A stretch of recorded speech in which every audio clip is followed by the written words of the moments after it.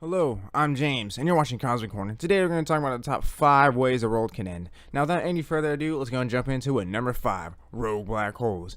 Now, black holes are no stranger to our galaxy. Matter of fact, there's about 100 million of them just floating around.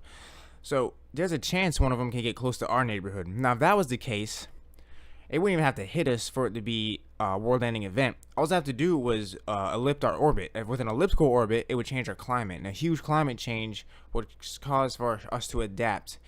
But such climate change, such as an elliptical orbit, would cause really warm summers and really, really cold winters. I mean, like the Earth freezing over kind of winters and the Earth burning up kind of summers. And that's a best-case scenario. Worst-case scenario is we fly in the black hole. A second worst case scenario would be our orbit would be so messed up that we'll just fly off into space and never be heard from again. Number 4, giant solar flare. Now, a giant solar flare would be catastrophic to us. Solar flares alone are very bad because what they do is it damages our magnetic field for a little bit of time. So what would happen with a regular solar flare was it would damage our magnetic field, causing blackouts, GPS, communication to be lost for a little bit. That's just with a normal solar flare. With a super flare, it would hit our magnetic field and disintegrate it. It would just completely blow through it, and it would bust away our ozone layer.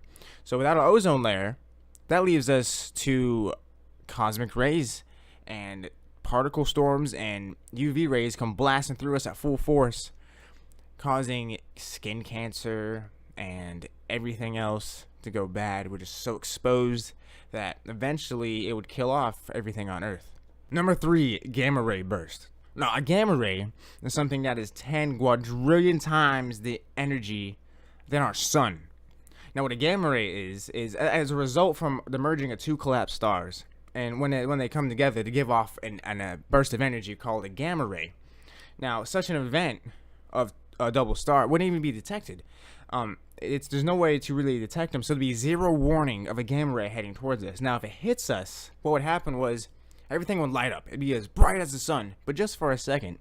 And then our atmosphere would actually save us. Oh man, thank God for the atmosphere, but it would be at a cost. The cost would be us losing our atmosphere. What would happen is after it hit it, it would damage it, of course. Then it would create nitrogen oxide, which would eat away our ozone layer, creating the same situation as I just talked about with the solar flare. So if we lose our atmosphere and our ozone layer, that's going to be UV rays, and just like I just talked about, and that's going to be a skin cancer situation for everybody, and everybody would die off without any protection from the sun or particles being launched at us from space. Number 2, reversal of the Earth's magnetic field.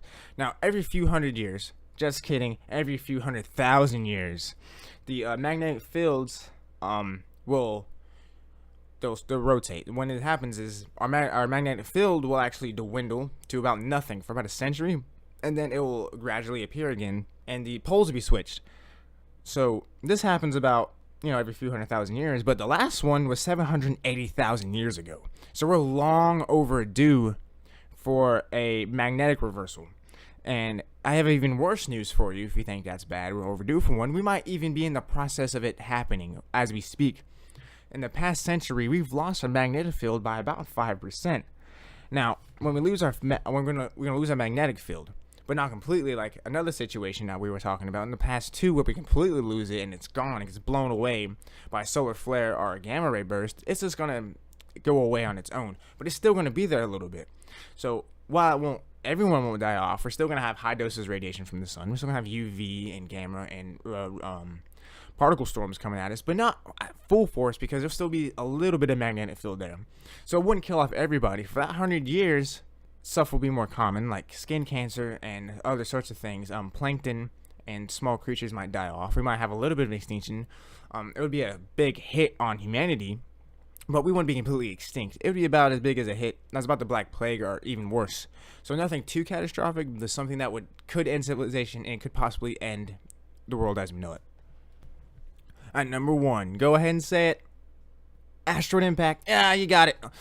This is actually something that's very serious to talk about, and just because Hollywood likes to make fun of it doesn't mean it's something that shouldn't be taken seriously. Asteroid impact is actually the most likely thing to happen on the list. Actually, something that can happen within a week, within a month. You never know when something's going to come around and is going to be in the orbital path of Earth and could ruin everything. Now, don't let me scare you too much. Most impacts that we've encountered in the past hasn't completely wiped out everything. Most impacts aren't even extinctual. Like, they won't wipe out even certain species. Now, while the dinosaurs weren't so fortunate, they had an unlikely event of it wiping out everything, taking out an entire species. Now, while this isn't something that is not impossible or improbable, or it could happen, mainly because of a belt where Pluto is, called the Kuiper Belt. There's stuff in that belt that is constantly getting launch at us.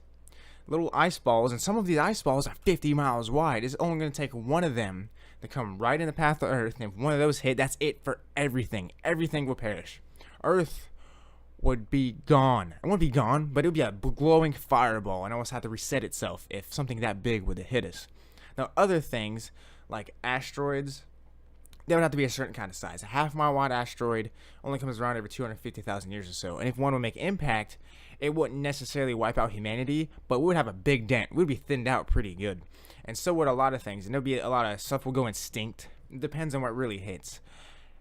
So an asteroid impact does happen, and it does happen, and it will happen. It's all the matter of size of the asteroid, matter of size of the object, on how much damage it's going to inflict. Now, why is this inevitable? It's almost like you walking outside on a windy day and getting hit with leaves. It's going to happen. That's how asteroids is, and stuff hitting Earth. It's bound to happen.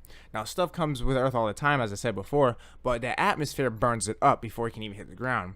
Now, stuff that's larger won't burn up in time. It'll actually make impact with the Earth. So, just imagine, like, something that's 50 miles wide coming. It blow through the atmosphere and it's busting the Earth, and that's it.